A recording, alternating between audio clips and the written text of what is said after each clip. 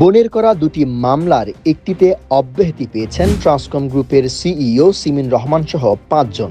আরেকটি মামলায় ঢাকার আদালত থেকে জামিন পেয়েছেন তারা। স্বাক্ষর জাল করে প্রতারণার অভিযোগে সিমিন রহমান সহ ৫ জনের বিরুদ্ধে করা মামলার চূড়ান্ত প্রতিবেদন গ্রহণ করে তাদের অব্যাহতি দিয়েছেন আদালত। ঢাকার অতিরিক্ত চিফ মেট্রোপলিটন ম্যাজিস্ট্রেট মোহাম্মদ সেফাতুল্লাহর আদালত আজ বুধবার শুনানি শেষে এ আদেশ দেন।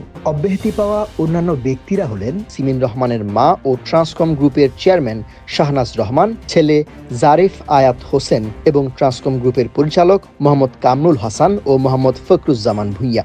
সিমিন রহমানের বোন সাজরে হক বাদী হয়ে ২০২৪ সালের ২২ ফেব্রুয়ারি নিজের মা শাহনাজ রহমান বোন সিমিন রহমানের নামে গুলশান থানায় মামলা দায়ের করেন। সেখানে তিনি তার পিতা, ভাই ও ছেলেদের স্বাক্ষর জাল করার অভিযোগ করেছিলেন। অন্যদিকে বোনের সঙ্গে শেয়ার হস্তান্তরে প্রতারণার অভিযোগে করা মামলায় জামিন পেয়েছেন সিমিন রহমান সহ ৫ জন। জামিনপ্রাপ্ত অন্যরা হলেন ট্রান্সকম গ্রুপের চেয়ারম্যান বাদীর মা শাহনাজ রহমান, পরিচালক মোহাম্মদ কামরুল হাসান, মোহাম্মদ মোসাদ্দেক ও আবু ইউসুফ মোহাম্মদ সিদ্দিক। এই মামলায় আজ সিমিন রহমান সহ ৬ জনের বিরুদ্ধে পুলিশের দাখিল করা অভিযোগপত্র গ্রহণ করেছেন আদালত।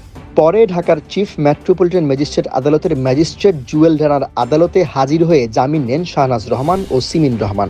সিমিন রহমানের বিরুদ্ধে দায়ের করা মোট ৪টি মামলার মধ্যে এটি সহ ৩টি মামলায় ইতিমধ্যে ফাইনাল রিপোর্ট দেওয়া হয়েছে। আদালতের আদেশে ৩টি মামলা থেকে তিনি এবং অন্যান্যরা অব্যাহতি পেয়েছেন।